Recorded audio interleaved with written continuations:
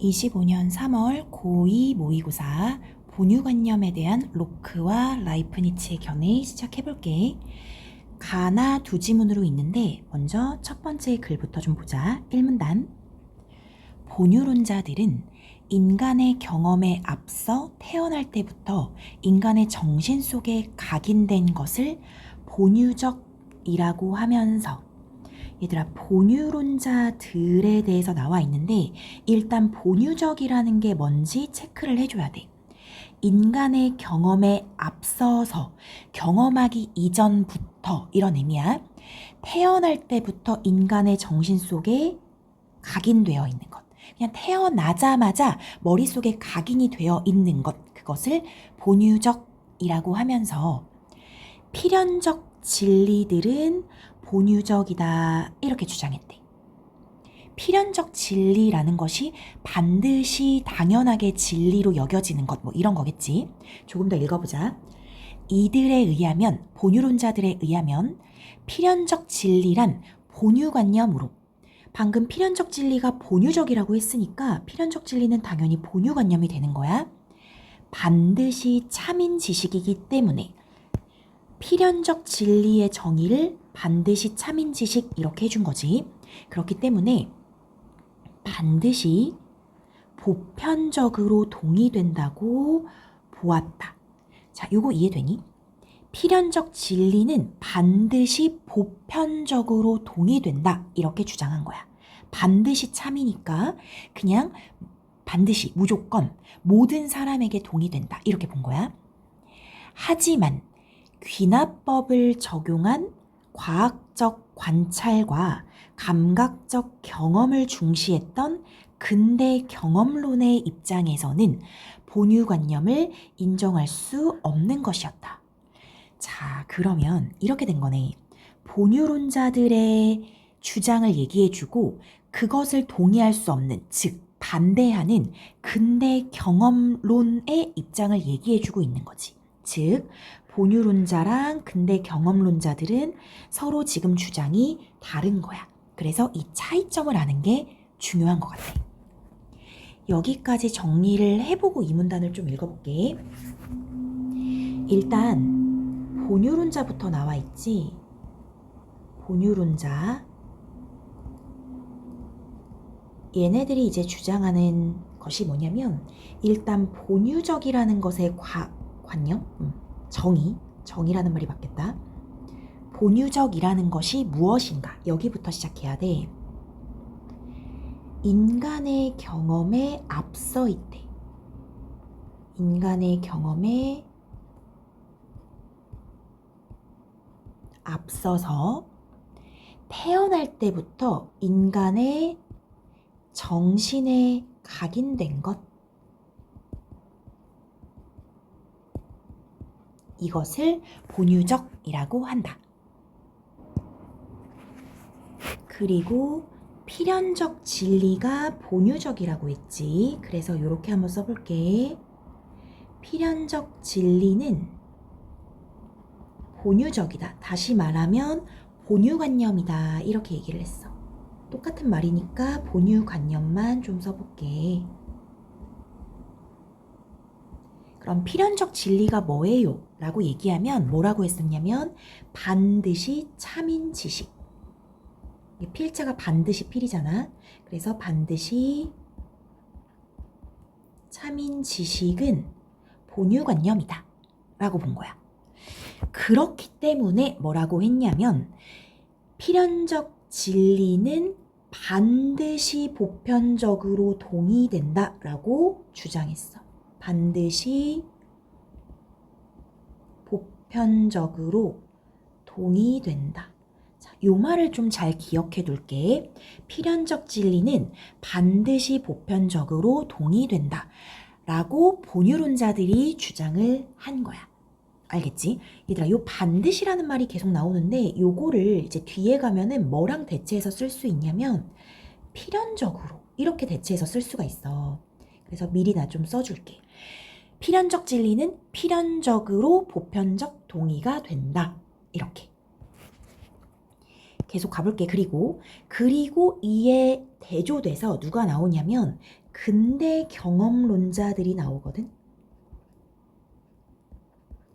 근대 경험론자들.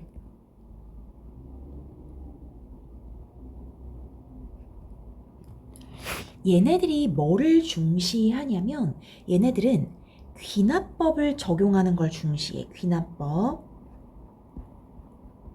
귀납법이라는 게 우리 알고 있지. 관찰하는 거잖아. A도 관찰, B도 관찰, C도 관찰해서 결국에 일반적인 어떤 그 진리를 도출하는 것? 이런 게 이제 귀납법이지. 그래서 귀납법을 적용한 과학적 관찰. 요것을 중시하고 그리고 감각적 경험을 중시해. 다 비슷한 말이지. 그래서 근대 경험론은 귀납법, 관찰, 경험을 중시하는 사람들이니까 얘네들은 뭐를 인정 안 하냐면 본유관념이라는 것을 인정하지 않는 거야. 본유관념이라는 게 뭔데? 인간의 정신에 각인되어 있다라는 그것 자체를 인정하지 않았다. 요거 이해되니?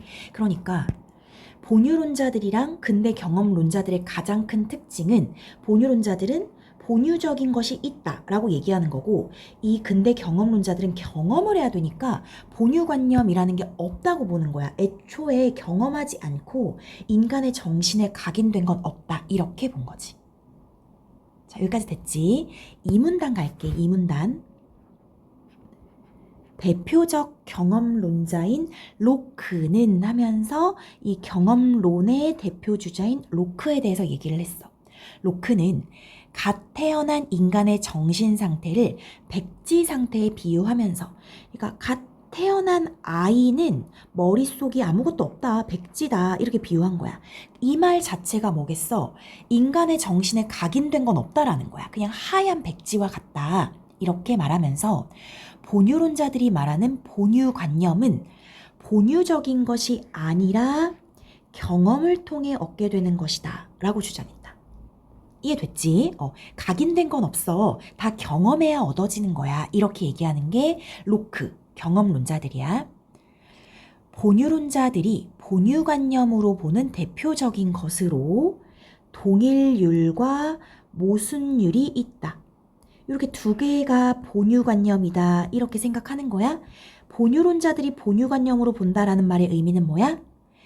경험하기 전에 이미 알고 있는 것, 정신에 각인되어서 알고 있는 것인 거야. 존재하는 것은 존재하는 것이다 라는 것이 동일률이고 그러니까 얘들아 A는 A이다 이런 게 동일률이라는 거야. 그 다음 어떤 것이 동시에 존재하고 존재하지 않는다는 것은 불가능하다라는 것이 모순율이다. 이 말 이해되니? 어떤 B라는 것이 있을 때 그것이 존재하면서 존재하지 않는 건 있을 수 없다는 거야. 존재하거나 존재하지 않거나 둘 중에 하나라는 거겠지.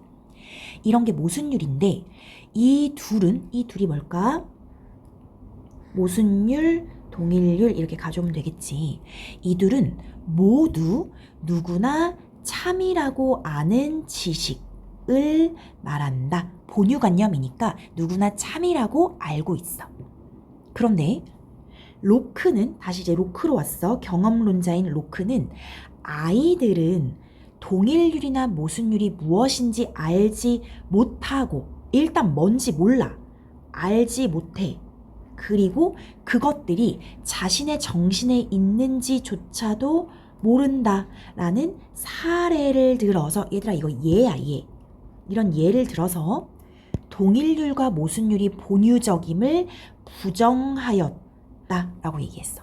본유적이지 않다. 애들을 봐라. 뭔지 모르잖아. 그리고 자기 정신에 있는 것도 모르잖아. 이렇게. 로크에게 있어서 어떤 것이 정신 속에 각인된다는 것은 무언가가 정신 속에 각인된다는 것은 곧 인간이 그것을 이해하는 동시에 의식하는 것이었다. 이해와 의식이 있어야 각인이 되는 거야. 그런데 본유론자들은 뭐라 그랬어? 그냥 태어날 때부터 각인된 게 있어. 이렇게 말한 건데 로크 입장에서는 각인이 되려면 그 사람이 알아야 돼. 그리고 의식도 해야 되는 거야. 그치? 따라서 그가 제시한 이 사례는, 이 사례가 뭔지 알겠어? 이 사례, 아까 전에 아이들의 사례 얘기하는 거야. 이 사례는 동일률과 모순율의 본유적임이 보편적으로 동의되지 않음을 보여주면서 본유관념과 보편적 동의의 필연적 관계를 부정한 것이다. 자, 여기 이해되니? 다시 볼게. 동일률과 모순율이 본유적이다 라는 것이 보편적으로 동의가 안 돼. 다시 말하면 동일률과 모순율 이런 걸 본유관념이라고 했잖아. 그 본유론자 입장에서 본유관념은 보편적으로 동의되는 것은 아니다 라고 얘기한 거야. 이게 뭐랑 차이가 생기는 거냐면 아까 전에 본유론자들은 필연적 진리는 반드시 보편적으로 동의된다라고 얘기했거든. 이것이 차이점이 이렇게 생기는 거야. 이 차이점을 좀 잘 알아야 돼. 반드시 보편적으로 동의된다라고 하는 게 본유론자들, 로크 같은 경험론자들은 보편적으로 동의되지 않는다라고 얘기하는 것. 여기 됐어? 정리를 좀 해볼게. 근대 경험론자의 대표적인 철학자로 이제 로크가 나왔으니까 이 바로 옆에 로크를 좀 써볼게. 로크가 이제 말하는 것이 뭐냐면 어디부터 쓰는 게 좋을까? 여기부터 좀 써보자. 갓 태어난 인간, 갓 태어난 인간의 정신은 무엇과 같다? 백지 상태와 같다. 이렇게 얘기한 거야. 알겠지? 이 말인 즉슨 본유적인 것은 없다가 되는 거야. 그럼 어떻게 되냐? 본유적인 것은 없고 경험을 통해 얻어지는 것이다. 이렇게 말할 수 있는 거겠지. 왜냐면 백지에서 이제 하나씩 경험을 하면서 알아가게 되는 것. 이렇게 정리를 해볼게. 됐지? 그리고 뭐를 써보면 좋을 것 같냐면 본유론자들이 본유관념으로 보는 대표적인 두 가지가 있었어. 그게 뭐냐면 동일률과 모순율이 있지. 동일률하고 모순율은 간단히 써보면 동일률은 A는 A이다. 그냥 이렇게 좀 간단하게 써보자. 사실 여기 뭐라고 했었냐면 존재하는 것은 존재하는 것이다. 이런 거야. 그리고 모순율 같은 것은 B가 존재하는 동시에 존재하지 않는 것은 불가능하다. 이런 게 이제 모순율이야. 됐지? A가 A라는 건 너무 당연한 거라는 거야. 그 다음에 어떤 B가 존재하면서 존재하지 않는 것. 그러니까 존재하면서 존재하지 않는 게 불가능하다는 것. 너무 당연하다는 거거든. 이것은 뭐냐면 누구나 참이라고 아는 지식에 속해. 그러니까 누구나 알 수 있는 거야. 누구나 참이라고 아는 지식이다.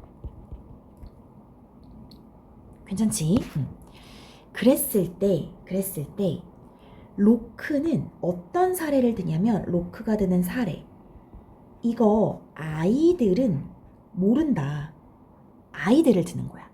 아이들은 알지도 못하고 이 동일률하고 모순율을 알지도 못하고 그리고 정신에 있는지도 모른다.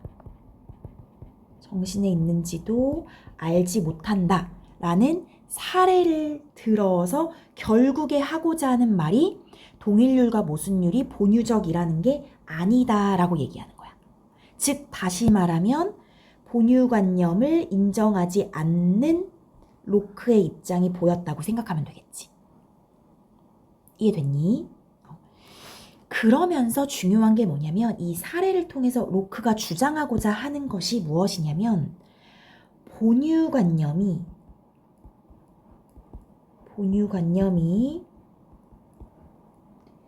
모든 사람에게 이제 보편적으로 동의된다는 것. 보편적으로 동의된다는 요 관계가 필연적이지 않다. 이렇게 생각하면 돼. 필연적이지 않다. 그래서 이게 이제 로크가 말하고자 하는 거지. 필연적이지 않다. 필연적이 아니라는 거야. 필연적이 아니다. 이렇게 표시를 해볼게. 자, 요것은 어떤 거랑 대조가 되는 거냐면 아까 본유론자들은 본유관념이 반드시 보편적 동의가 된다라고 했지? 그런데 로크는 반드시 동의가 되지 않는다고 했어. 이 반드시라는 말을 내가 아까 필연적이라고 바꿔줬잖아. 여기 때문에 바꿔준 거야. 그래서 본유관념이 필연적으로 동의된다. 보편적 동의를 이룬다 라고 생각하는 게 본유론자들이고 보편적 동의가 필연적이지 않다 라고 보는 게 로크 입장인 거야. 여기 이해됐어? 한 가지만 더 쓰면 로크에게 있어서 각인이라는 건 뭐냐면 이 각인이라는 말을 본유론자들이 썼으니까 이해함과 동시에 의식해야 그것이 각인이 되는 거야. 그러니까 경험에 앞서서 각인된다는 것은 애초에 있을 수 없는 거야. 됐니? 요게 좀 내 생각에는 지문이 좀 어려운 것 같아. 어려운 것 같아서 핵심을 좀 잘 잡고 가는 게 좋을 것 같거든. 본유론자들은 본유적이라는 관념이 있다. 이렇게 보는 거고 근대 경험론자들은 본유관념은 없다. 왜냐하면 모든 건 경험을 통해 얻어지니까. 이게 첫 번째. 두 번째는 본유론자들은 본유관념은 필연적으로 보편적 동의를 이룬다. 하지만 그 경험론자들은 본유관념은 반드시 보편적 동의를 이루는 건 아니다. 즉 필연적으로 보편적 동의를 이루는 것은 아니다. 해서 요 두 가지를 포인트로 잡으면 좋을 것 같아. 자, 계속 갈게. 3문단. 끝난 게 아니었어. 3문단 갈게. 로크는 계속 로크 얘기야. 본유관념과 보편적 동의 간의 필연적 관계를 부정하는 얘들아 한 번 더 얘기해줬어. 두 번을 얘기해주는 건 상당히 중요한 거야. 이 문단에서 본유관념과 보편적 동의 간의 필연적 관계를 부정했다라고 나왔는데 또 얘기해준 거야. 알겠지? 이건 기억하라는 얘기인 거야. 이런 또 하나의 근거로 단맛은 쓴맛이 아니다 라는 지식을 제시했다. 단맛은 쓴맛이 아니다. 너무 당연한 말이지. 그치? 이 지식은 필연적 진리이기 때문에 필연적 진리가 무슨 말이었는데 그냥 반드시 참인 지식이기 때문에 보편적으로 동의가 된다. 그치? 필연적 진리니까 그냥 보편적으로 동의. 다들 이해하는 거야. 인정하는 거야. 단맛 쓴맛 아니지 뭐 이렇게. 따라서 본유론자들의 주장에 따르면 이 진리는 본유관념이어야 한다. 그치? 하지만 이 지식은 감각적 경험에서 비롯된 것이기 때문에 본유론자들은 이 지식을 본유관념으로 인정하지 않는다. 얘들아, 이게 무슨 말인지 알겠어? 본유론자들 입장에 따르면 단맛은 쓴맛이 아니다가 너무 당연한 말이니까 보편적 동의가 되고 그래서 본유관념으로 인정해야 되거든? 근데 본유론자들이 뭐라고 하냐면 야, 이거는 경험으로 아는 거잖아. 그러니까 단맛 먹어보고 쓴맛 먹어보고 이 경험으로 아는 거니까 본유관념 아니야. 이렇게 얘기한다는 거야. 뭔가 이상하잖아. 그치? 그래서 이러한 모순을 간파한 로크는 이 근거를 통해서 본유관념이면 반드시 보편적으로 동의된다 라는 본유론자들의 주장을 반박했다. 봐봐 너네 이거 말 앞뒷 말 안 맞잖아. 니네 본유관념이면 반드시 보편적으로 동의된다라고 했는데 안 맞잖아. 이렇게 반박했다라는 거야. 이해됐니?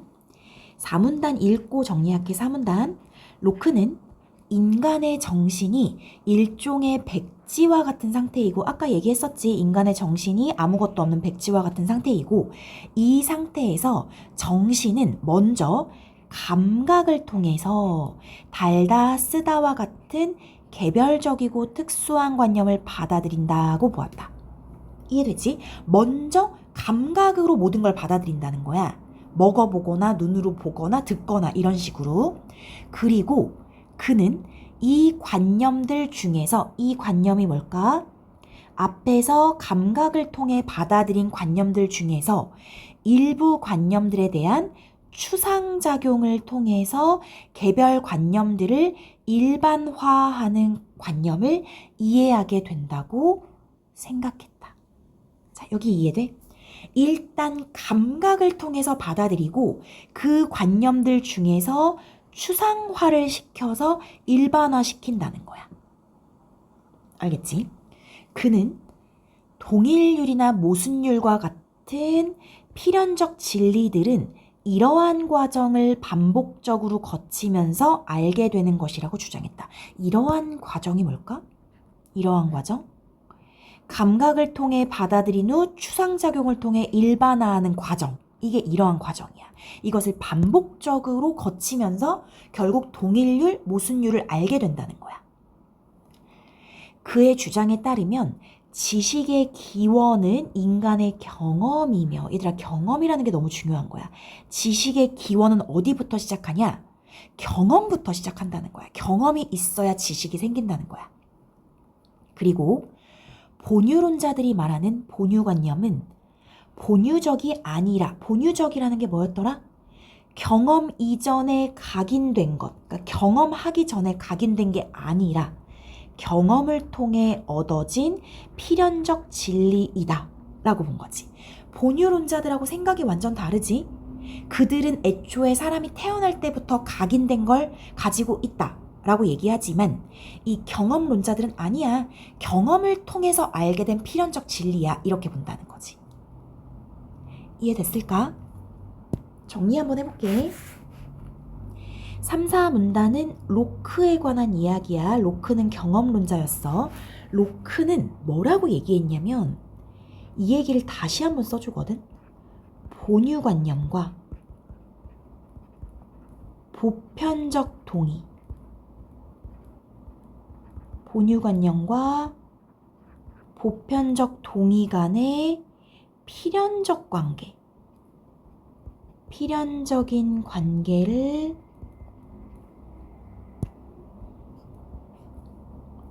부정한다. 알겠지? 이거 내가 다시 한번 써준 거야. 앞에 나와 있는데 중요해서 한번 더 써봤어. 이것의 근거 뭐를 얘기했냐면 단맛은 쓴맛이 아니다. 단맛은 쓴맛이 아니다. 이걸 지금 들었대. 단맛은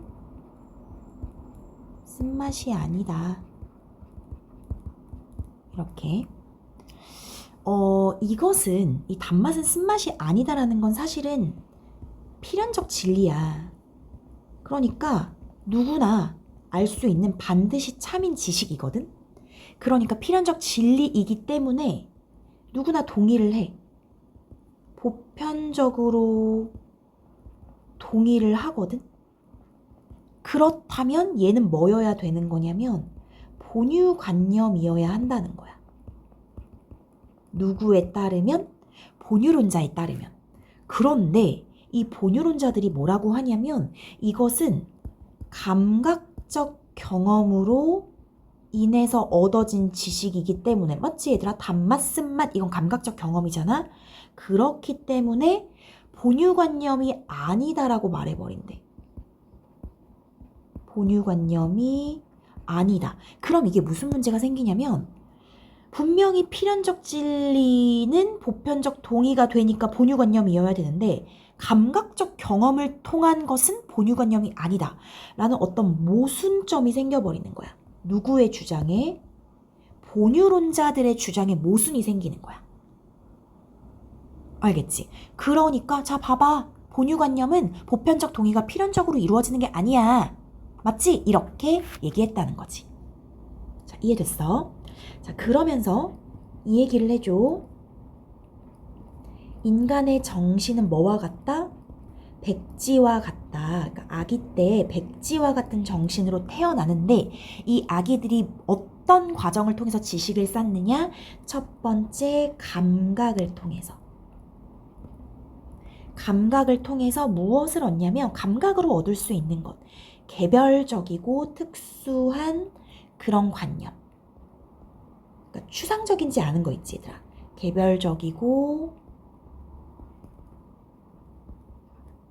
구체적인 특수한 관념을 먼저 받아들이는 거야.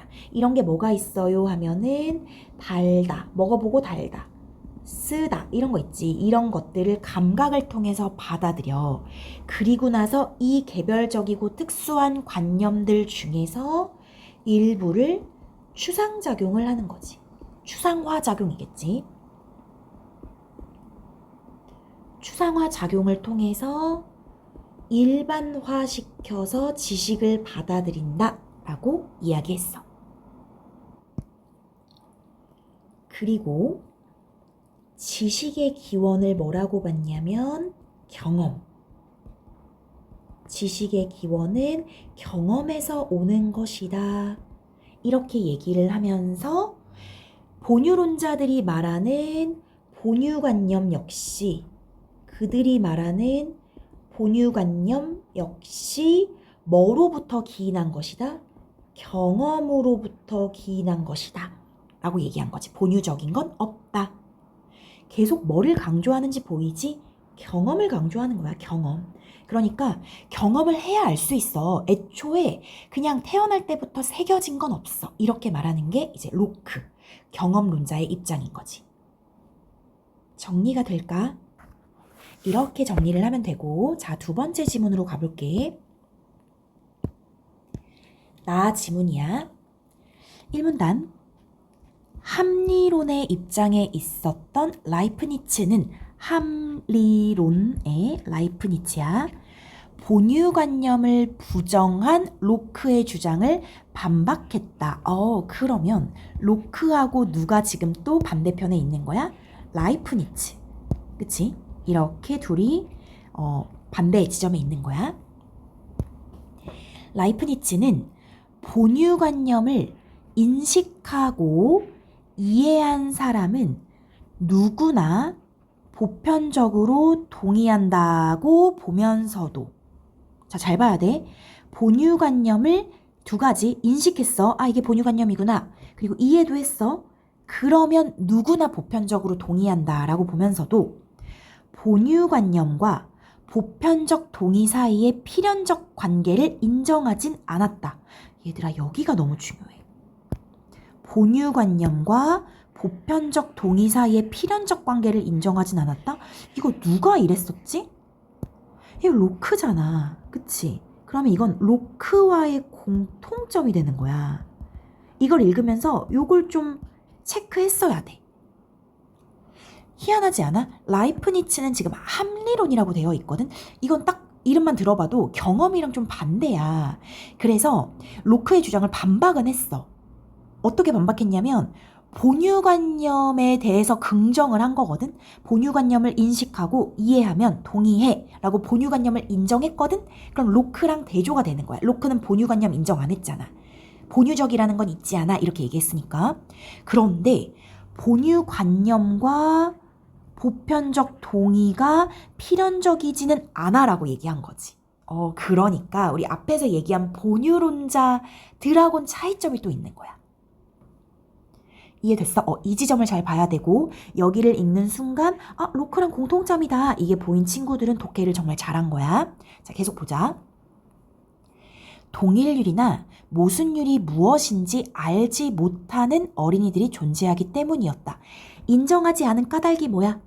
동일률이나 모순율이 무엇인지 알지 못하는 어린이가 존재하니까. 알지 못해. 그러니까 필연적 관계는 인정하지 않은 거야. 좀 더 볼게. 이 사례가 뭐냐면 바로 앞에 동일률이나 모순율이 뭔지 모르는 어린이들이 있다는 사례는, 여기도 지금 사례를 들어줬네. 동일률이나 모순율의 본유적임이 보편적으로 동의된다는 것은 증명될 수 없음을 나타내는 것이었다. 그러니까 다시 얘기하면 동일률, 모순율이 본유적이다라는 것을 보편적으로 사람들이 동의한다라는 건 증명 자체가 불가능하다는 거지. 왜냐하면 아이들이 있으니까. 그런데 잘 봐. 라이프니츠는 아이들이 동일률이나 모순율을 자각하지 못한 것일 뿐이라고 하면서, 그러니까 걔네들이 이게 뭔지 모를 뿐이야 라고 하면서 동일률이나 모순율을 자각한 모든 사람은 이 두 지식이 본유적이라고 동의하는 것은 자명하다, 분명하다, 명백하다라고 주장했다. 자, 이거 잘 읽어야 되거든. 무슨 말인지 알겠어? 일단 라이프니츠는 본유적이라는 개념은 인정한 거야. 왜냐면 동일률이나 모순율 이것 본유적이야. 근데 자각한 사람들, 동일률과 모순율이 뭔지 아는 사람들은 이 두 지식이 본유적이라고 동의해. 근데 아까 아이들은 모르잖아. 자각하지 못했잖아. 그치? 자각하지 못했으니까 보편적으로 동의는 안 돼 라고 얘기하는 거야. 이해됐니? 조금 헷갈리지? 좀 더 읽어볼게. 이러한 입장에 따르면 보편적 동의가 본유관념의 존재에 대한 직접적 근거는 될 수 없지만 본유관념의 존재에 대한 간접적 증거는 될 수 있다. 자, 봐봐. 본유관념의 존재에 대해서 얘기를 하고 있어. 본유관념이 존재하느냐 안 하느냐. 즉 경험 이전에 본유관념이라는 것이 이제 이거잖아. 경험 이전에 머릿속에 각인된 본유적인 그 본유관념이 있다라는 것에 대한 간접적인 증거는 돼. 무엇이? 보편적 동의가. 하지만 직접적 근거는 될 수 없어. 왜? 애들이 모르는 애들이 있으니까. 이렇게 되는 거야. 그럼 이 말은 본유관념을 인정하는 거겠지. 단 뭐를 인정 안 한 거야? 본유관념과 보편적 동의 사이의 필연적 관계는 인정 안 하는 거야. 이해되니? 이거 좀 어려운 것 같아. 내가 여기 나 첫 번째 문단 읽으면서 그냥 단순히 이제 그 본유론자에 대한 얘기가 나올 줄 알았는데 본유론자에 대한 얘기가 아니라 그 주장을 일부는 받아들이고 일부는 동의하지 않은 이런 라이프니츠 얘기가 나오니까 좀 헷갈린다고 생각이 들었거든. 너희도 그 지점을 좀 잘 보면서 정리를 해야 될 것 같아. 자, 여기까지 정리를 한번 해볼게. 일단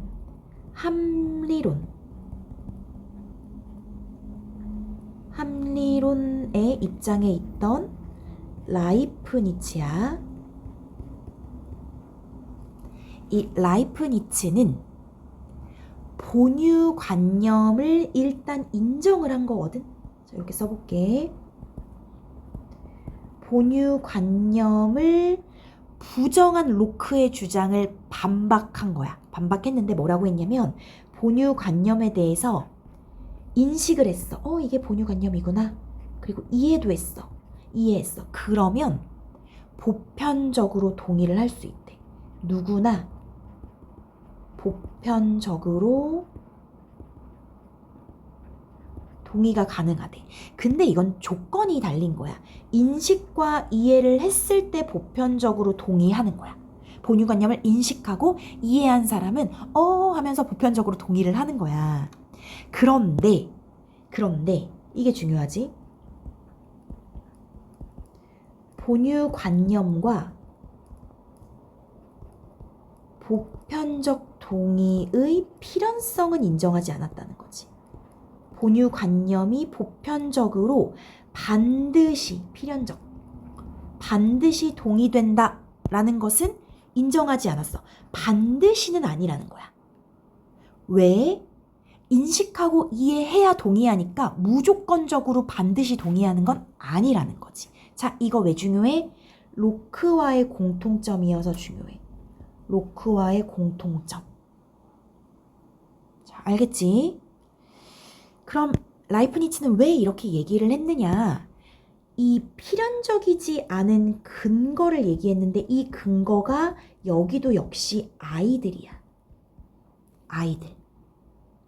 아이들이 뭐를 모르냐면 이 동일률과 모순율에 대해서 자각을 못한 아이들이 존재하니까. 아는 애들도 있겠지만 다 모르는 애들이 많다는 거야. 이제 그 아이들이 자라가면서 이제 인식한다는 거거든. 그래서 아이들 중에서 동일률과 모순율을 자각하지 못한 그런 어린이들이 있기 때문에 필연적일 수는 없어. 이렇게 얘기한 거야. 자, 이해됐어? 그럼 이것은 무엇을 얘기해 주냐면 이 동일률과 모순율이 보편적으로 동의된다는 것이 증명 자체는 안 된다는 거지. 요 보편적으로 동의된다는 것. 좀 어렵네. 이걸 어떻게 쓸까? 이렇게 쓰자. 동일률과 모순율의 보편적 동의는 증명은 안 된다. 증명되지는 못한다. 이렇게 얘기해. 알겠지? 그런데 이 아이들 중에서 이제 자각하지 못한 애들이었잖아. 그런데 얘네들 중에서 자각을 한 애들이 있잖아? 동일률이 뭐야? 모순율이 뭐야? 이걸 자각하게 되면 그러면 이 동일률과 모순율이 본의적이 아니라 본유적이다라는 것에 대해서 동의를 하는 건 너무 당연하다. 이렇게 얘기했어. 자, 여기서 중요한 게 뭘까? 자각 여부야. 자각을 못한 애들이 있는데 만약에 자각을 하게 되면 이 본유적이라는 것에 대해선 동의를 할 수밖에 없다는 거야. 무엇이? 동일률과 모순율이.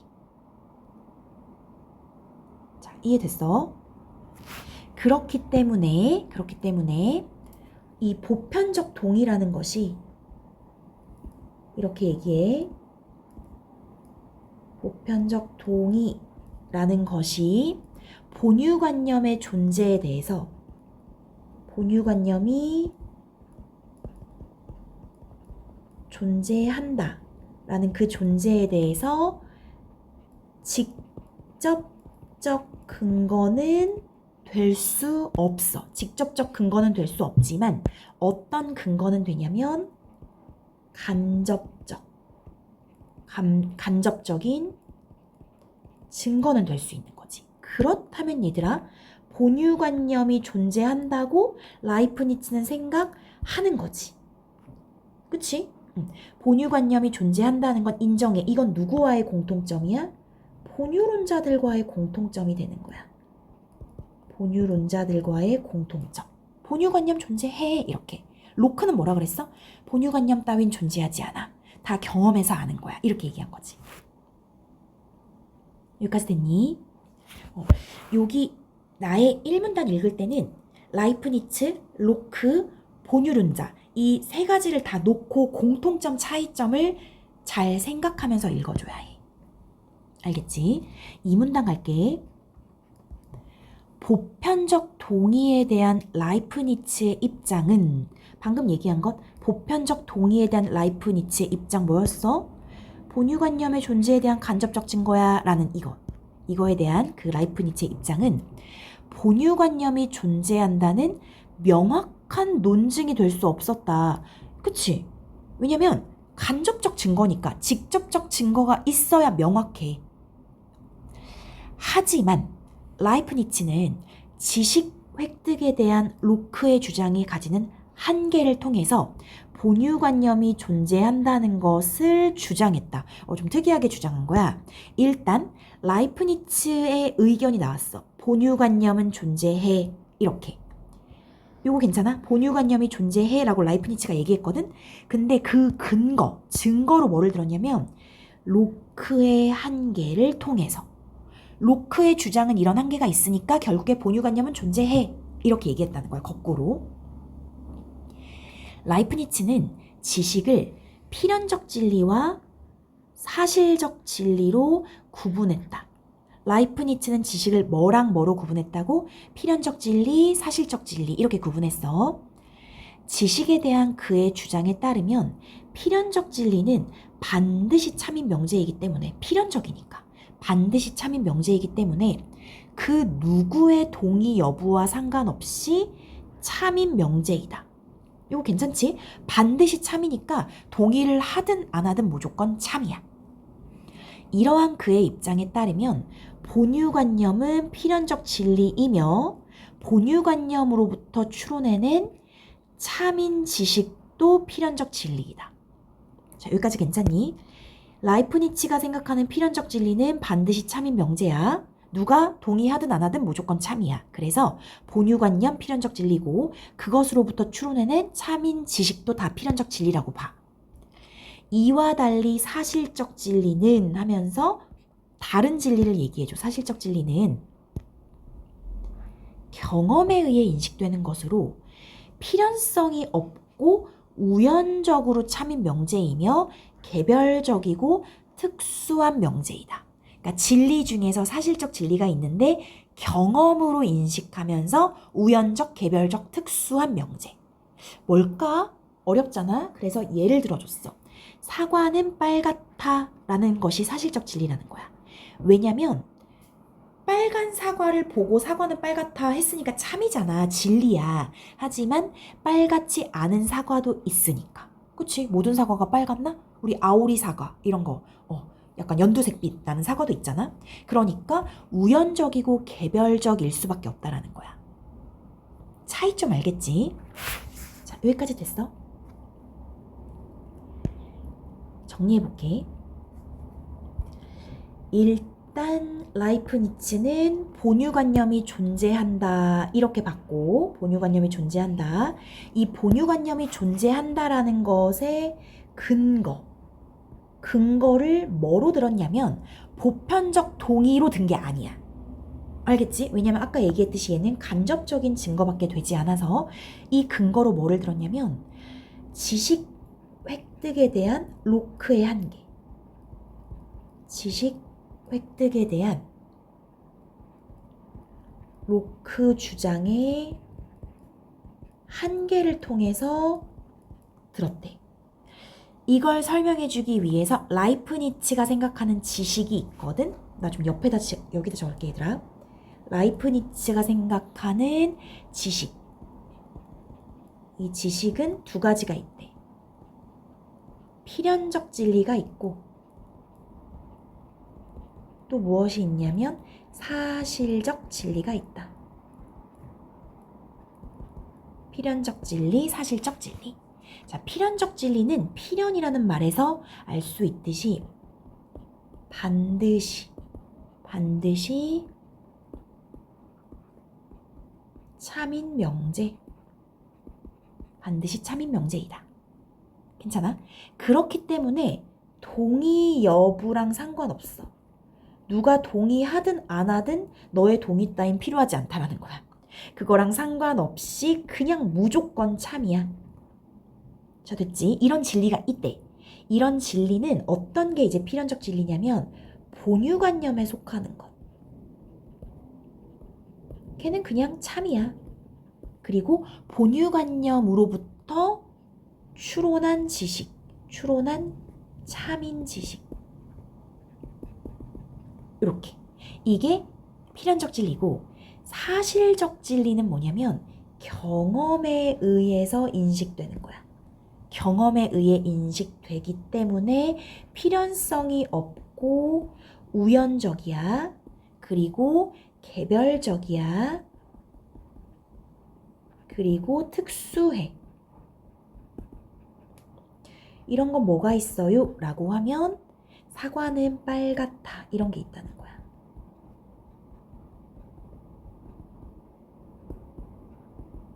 이렇게.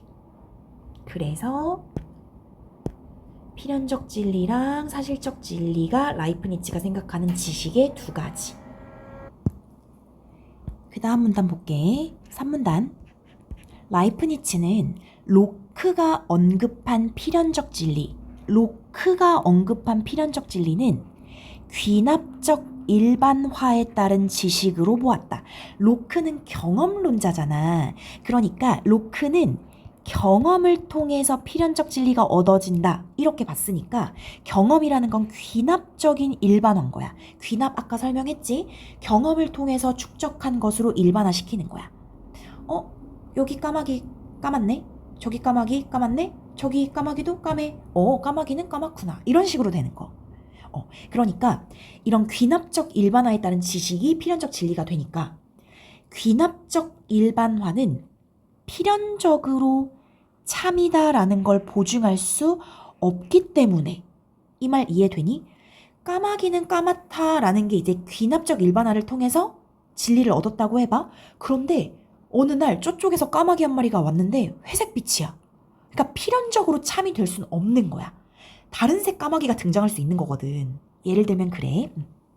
그렇기 때문에 라이프니츠는 귀납적 일반화는 필연적 진리가 반드시 참임을 확증해 줄 수 없다고 주장했다. 자, 이해돼? 이 필연적 진리가 반드시 참임을 확증해 줄 수 없어. 로크가 생각하는 로크의 필연적 진리는 반드시 참임을 확증해 줄 수 없는 거야. 이렇게 보는 거야. 이해되겠지? 그에게 있어서, 즉 라이프니츠에 있어서 귀납적 일반화는 수학에서의 검산과 같이 필연적 진리를 그냥 검증해 주는 것일 뿐이었다.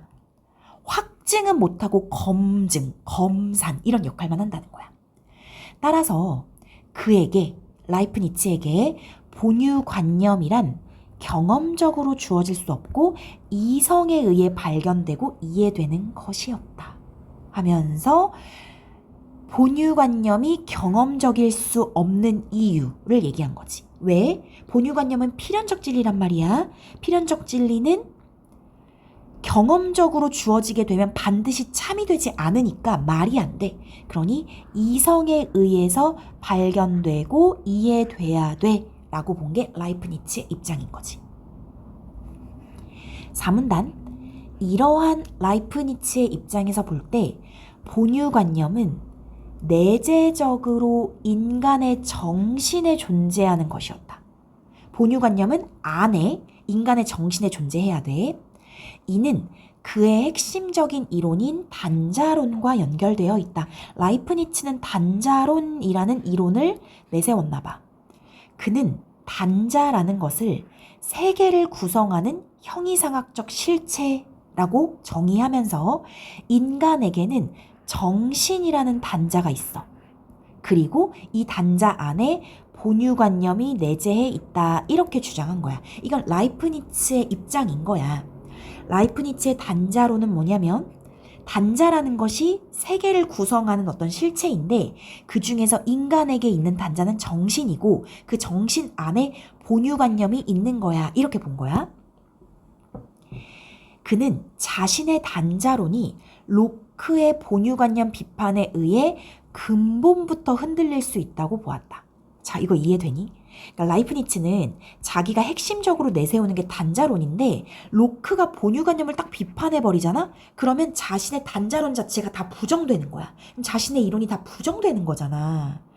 이런 측면에서 본다면 라이프니츠의 본유관념 주장은 단자론을 지키기 위한 것으로 볼 수 있다. 자신의 이론을 지키기 위해서 라이프니츠가 이런 본유관념에 대한 주장을 내세웠다는 거지. 왜냐면 나의 단자론 지켜! 이래야 되니까. 이해됐니? 자, 정리 한번 해볼게. 이렇게 시작해볼게. 로크가 말한 필연적 진리. 로크의 필연적 진리는 로크는 필연적 진리가 뭐에 의해서 이루어진다라고 앞에서 얘기했냐면 경험이잖아. 그러니까 경험이기 때문에 결국에 얘는 귀납적 일반화를 통한 지식이 될 수밖에 없어. 경험이니까. 요거 이해되지? 그치?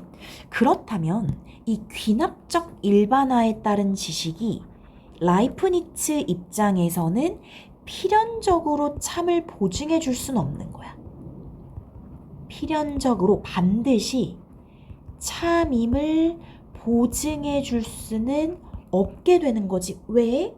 경험에 따른 진리는 사실적 진리니까 우연적이고 개별적인 진리거든. 그리고 경험은 언제나 다른 경험이 생겨버리면 부정이 될 수도 있는 거야. 그렇기 때문에 필연적 진리가 반드시 참임을 확증해 줄 수는 없어. 이렇게 보는 거지. 귀납적 일반화니까. 그럼 귀납적 일반화는 어떤 역할만 하냐면 얘는 그냥 검증만 해주는 역할, 검증의 역할을 해준다. 이렇게 본 거지. 됐어? 그래서 결국에 이제 라이프니츠가 주장한 것을 다시 정리해보면 라이프니츠는 첫 번째,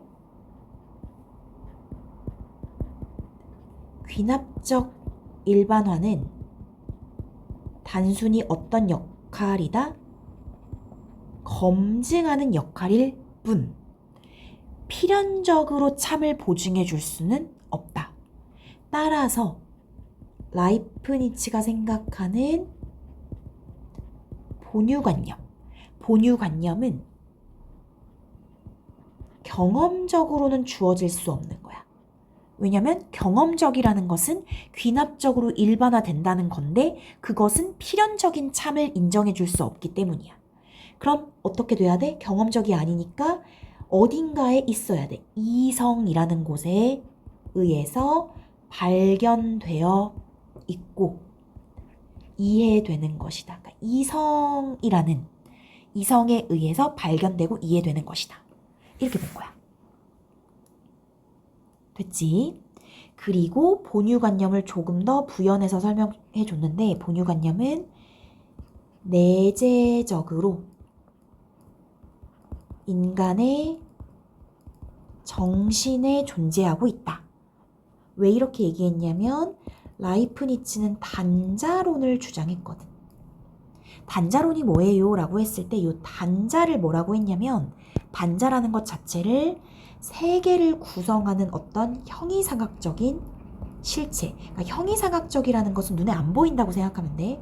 세계를 구성하는 어떤 좀 추상적인 형이상학적인 실체야. 눈에 보이진 않아. 추상적이야. 이렇게. 그리고 인간에게는 어떤 단자가 있냐면 정신이라는 단자가 있어. 어떻게 표시를 할까? 인간에게는 정신이라는 단자. 인간에게는 이 정신이라는 단자가 있는데 정신 안에 뭐가 있냐면 본유관념. 이 정신 안에 본유관념이 내재해 있어. 이렇게 본 거야. 됐지? 그리고 자신의 그 단자론을 지키기 위해서 로크에 대해서 반박하면서 본유관념을 주장한 거라고 생각을 해주면 돼. 아유, 여기까지 괜찮니? 설명을 좀 자세히 하다 보니까 길어졌거든? 우리 문제를 좀 풀어볼게. 문제로 가보자. 자, 문제 16번부터 있어. 볼게. 가와 나에 대한 설명으로 가장 적절한 것은 가와 달리 나는 특정 철학자의 견해가 시대에 따라 변천되는 과정과 한계점. 특정 철학자는 여기서 라이프니츠일 텐데 라이프니츠의 견해의 변천과 한계점 얘기 안 했지. 그래서 틀린 거. 2번 나와 달리 가는 특정한 사례를 중심으로 벌어진 철학자들 간의 논쟁한 건 딱히 나오지 않았고 사례를 중심으로 논쟁한 건 나오지 않았고 그냥 의견이 다르다 이것만 얘기했어. 3번 가나는 모두 특정 철학자가 기존 주장에 대해 반박한 내용을 소개하고 있다. 얘들아 요게 맞거든. 왜냐면 가는 본유론자들에 대해서 여기 로크 근대 경험론자인 로크의 반박이 소개된 거고 나는 뭐냐면 라이프니츠가 누구에 대해서 반박한 거냐면 로크의 주장에 대해서 반박한 거야. 그러니까 특정 철학자 로크, 라이프니츠가 기존 주장 본유론자와 그다음 로크에 대해 반박한 내용 이렇게 보면 되겠지. 그래서 3번 맞는 것. 4번 가와 나는 모두 특정 철학자가 주장한 개념이 후대 철학자에게 계승된 양상 없고 5번 가는 특정 철학자의 주장이 사회에 끼친 영향 없었지. 나는 특정 철학자의 주장이 등장한 배경. 얘들아 요건 맞아. 라이프니츠의 주장이 등장한 배경이 뭐였냐면은 여기 있어. 라이프니츠의 본유관념 주장은 자신의 단자론을 지키기 위한 것 이렇게 나왔지. 그래서 여기 5번에 나는 맞아. 16번에 3번 이렇게 해주면 되고 17번 볼게. 가나에 대한 이해로 적절하지 않은 것은 1번 로크는 사례를 들어서 본유관념의 존재를 부정했다. 얘들아, 로크가 어떤 사례를 들었지? 아이들이 모순율과 동일률이 무엇인지 몰라. 그리고 그것들이 자신의 정신에 있는지도 몰라 라는 사례를 들어서 결국엔 본유관념의 존재를 부정한 게 맞는 거야. 본유관념 없어. 본유관념은 너희가 생각하는 머리에 각인된 게 아니라 다 경험을 통해서 필연적 진리가 되는 거야. 이렇게 얘기하는 거야. 1번 맞는 것. 2번 로크는 필연적 진리가 인간의 경험에서 기원한다. 맞지? 진리는 경험에서 기원하니까. 3번 라이프니츠는 지식의 획득에 대한 로크의 주장이 가지는 한계를 파악했다. 요거 있었지. 로크는 경험에서 기원한다고 했는데 이 경험으로 얻어진 귀납적 지식은 한계가 있어. 반드시 참임을 보증해주지 않아. 이렇게 얘기한 거니까. 얘도 맞아. 4번 라이프니츠는 필연적 진리와 사실적 진리 모두 반드시 참임 명제로 보았다. 이거 틀린 거 보여? 라이프니츠가 진리를 필연적 진리와 사실적 진리로 구분한 건 맞거든? 그 중에서 반드시 참임 명제는 뭐야? 필연적 진리에만 해당해. 사실적 진리는 우연적이고 개별적인 진리이기 때문에 반드시 참이진 않는 거야. 그래서 답 4번 해주면 되고 5번 라이프니츠는 로크의 본유관념 비판이 자신의 단자론에 대한 비판이 될 수 있다고 보았다. 우리 이거 마지막에 확인했었지. 그래서 17번에 4번 해주면 되고 18번 윗글에 로크와 라이프니츠가 모두 동의할 수 있는 내용 둘의 공통점이야. 우리 사실 이거 쉽게 할 수 있거든. 답 2번이거든. 필연적 진리가 반드시 보편적으로 동의되는 것은 아니다. 필연적 진리와 보편적 동의 간의 필연성은 없다. 이건 거야. 우리 앞에서 읽으면서도 체크했지. 그래서 2번으로 바로 가야 되고, 자, 나머지 선지도 볼게. 1번, 인간은 감각을 통해서 개별관념을 파악할 수 없다. 감각을 통해서 개별적인 관념 파악할 수 있지, 얘들아. 그래서 없다라고 하면 안 되고. 3번, 인간의 정신에 새겨진 필연적 진리는 이렇게 시작하고 있거든. 인간의 정신에 새겨진 필연적 진리. 이건 누구만 동의할까? 라이프니츠만 동의할 수 있어.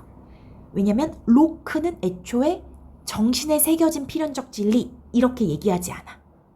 알겠지? 그리고 뒤도 좀 이상해. 그것은 반드시 감각되어야 한다. 이 말 좀 이상하지? 그래서 앞에서 이미 로크는 동의하지 않으니까 걸러야 되고. 4번 본유관념이 아닌 지식과 본유관념인 지식은 구분되지 않는다. 본유관념이 아닌 지식이 있고 본유관념인 지식이 있는데 그것이 구분되지 않는다. 이렇게 말할 수 없고 구분이 돼야 되고 라이프니츠 입장에서는 구분이 돼야 되고 로크 입장에서는 애초에 본유관념을 인정하지 않으니까 말이 틀린 거야. 그래서 4번 아니야. 자, 5번 필연적 진리는 정신의 내재에 있는 개별적이며 특수한 지식이다. 뭔가 되게 짬뽕해 놓은 것 같지 않아? 필연적 진리거든? 이게 정신의 내재에 있다라고 하는 건 라이프니츠는 동의할 수 있을 거야. 그런데 그게 개별적이고 특수해? 개별적이고 특수한 지식은 라이프니츠 입장에서 이건 뭐야? 사실적 진리지. 그래서 필연적 진리랑 사실적 진리를 지금 동일시해버린 거거든? 이 연결 자체가 틀린 거겠지. 그래서 틀렸어. 그래서 18번에 2번 이렇게 해주면 되고 자, 요거는 18번 같은 경우는 요 2번 선지가 서답으로 나올 수 있는 좋은 선지인 것 같아. 그래서 로크랑 라이프니츠의 공통점으로 꼭 알아뒀으면 좋겠어. 그 다음 19번 갈게. 기억하고 니은에 대한 이해로 적절하지 않은 것은 얘들아 기억은 뭐냐면 앞에서 보면은 아이들이 동일률이나 모순율을 몰라. 동일률이나 모순율을 아이들은 알지 못하고 정신에 있는지도 몰라. 이게 기억이거든. 우리 그럼 1번, 2번 먼저 보자. 기억은 로크에게 있어서 동일률과 모순율이 본유적이지 않다는 주장의 근거가 된다. 맞겠지. 로크가 이 얘기를 하면서 본유적이지 않아. 본유적인 거 없어. 이렇게 말할 수 있으니까.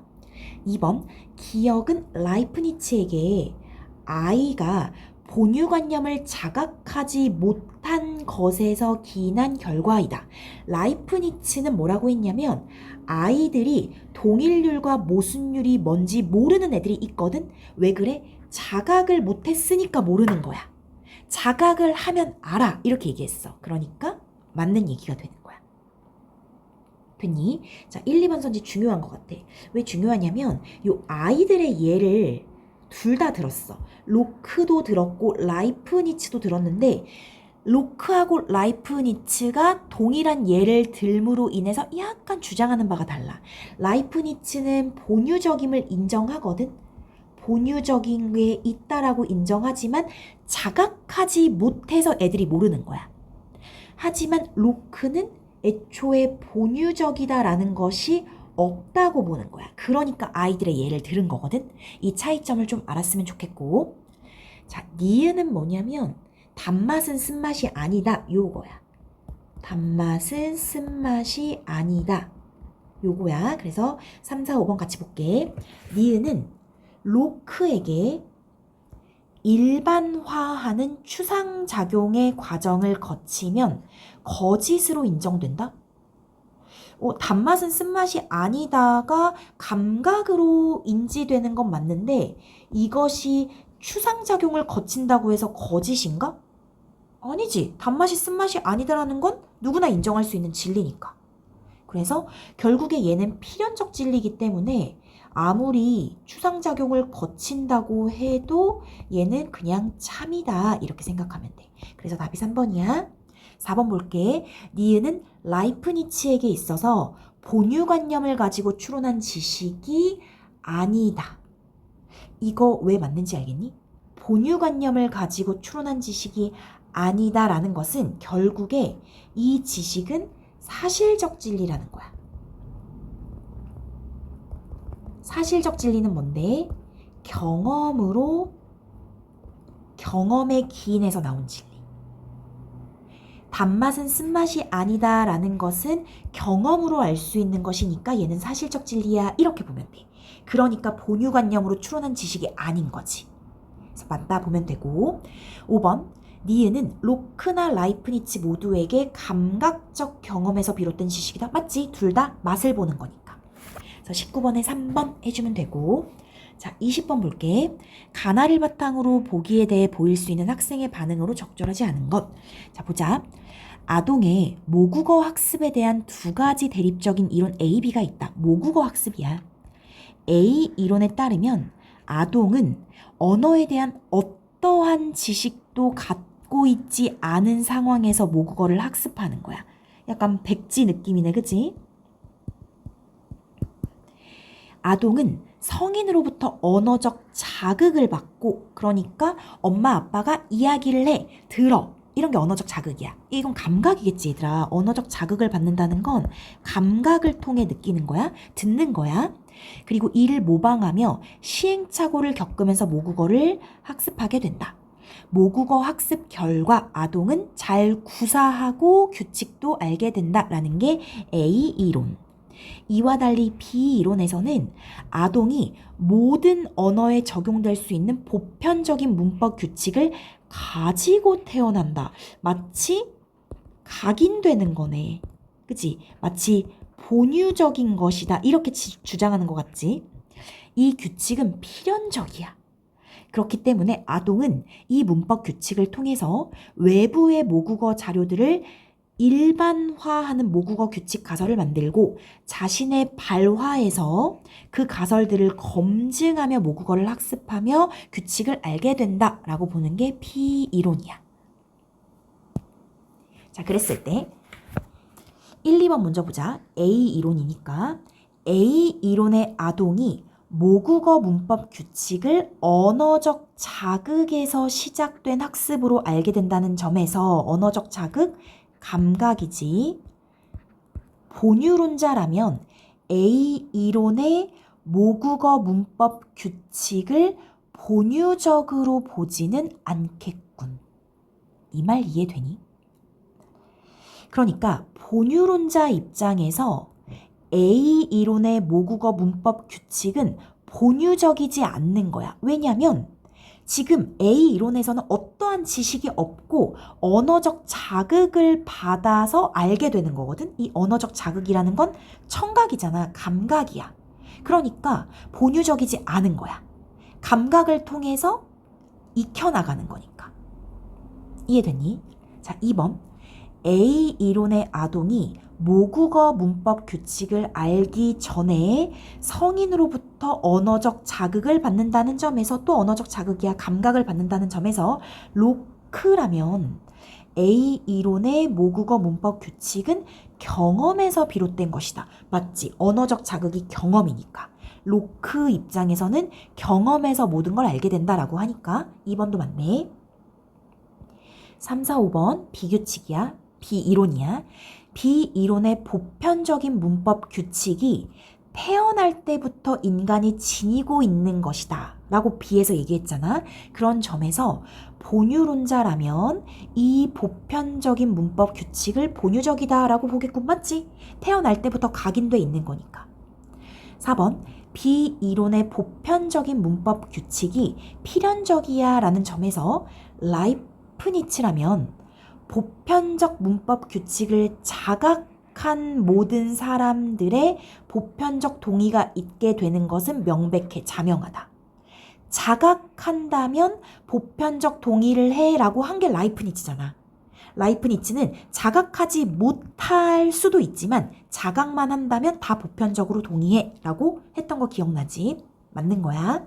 5번 비이론의 모국어 문법 규칙은 가설의 검증을 거친다는 점에서 로크와 라이프니츠라면 비이론의 보편적인 문법 규칙을 귀납적 일반화에 따른 결과다. 이렇게 본대.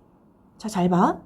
로크하고 라이프니츠 모두 다 귀납적 일반화에 따른 결과로 보편적 문법 규칙이다. 이렇게 얘기한 거거든. 얘들아, 여기서 뭘 지워야 돼? 라이프니츠 지워야 돼. 라이프니츠는 귀납적 일반화는 보편적인 진리, 필연적인 진리라는 것을 검증할 뿐 인증해주지 못한다. 그러니까 참임을 인증해주지 못한다 그랬어. 라이프니츠 입장에서 귀납적 일반화는 그냥 검증하는 역할만 하거든. 그러니까 보편적인 문법 규칙, 이 문법 규칙이 참이야 라는 것을 어떤 증명해주지는 못하는 거야. 그래서 라이프니츠를 지워야 돼. 그래서 답이 5번 이렇게 봐야 돼. 쉽게 말하면 라이프니츠는 귀납적 일반화를 믿지 않았다는 거지. 됐어. 그래서 20번에 5번 이렇게 해주면 되고, 선지 좀 잘 봤으면 좋겠고, 마지막이야. A와 문맥상 의미가 가장 가까운 건 A를 봤더니 주장에 따르면 이렇게 돼 있네. 주장에, 누구의 주장에 따르면 해서 요 따르면이야. 얘들아, 요건 그래도 쉽거든. 누구의 주장에 의거하면, 이런 말이랑 지금 똑같은 거지. 그거랑 가장 가까운 거 찾으면 되는 거야. 그 사건은 내부 규정에 의거하여 처리되었다. 너무 맞지 않니? 그래서 1번인 거고, 나머지 보자. 그는 주변의 산길을 따라서 걸은 거야. 이거 너무 다르지. 산길은 실제 있는 구체적인 것이니까. 3번 어머니는 할머니를 따라서 재래시장에 갔다. 할머니라는 진짜 있는 존재를 따라간 거야? 아니지. 4번 학생들은 학생회장을 따라. 이것도 실제 존재를 따라서 일어선 것. 5번 발이 부상이 회복됨에 따라서, 부상의 회복에 따라서 훈련 시간도 길어졌다. 부상이 회복돼서 이것이 원인이 돼서 그 결과에 따라 훈련 시간도 길어진 것.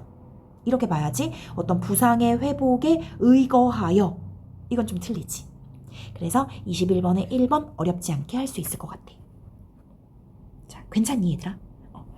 어려웠던 지문이라고 생각하니까 지문을 좀 잘 읽어보고 스스로 비교 대조하는 그 정리를 좀 해봤으면 좋겠어. 너무 수고 많았어. 여기까지 할게.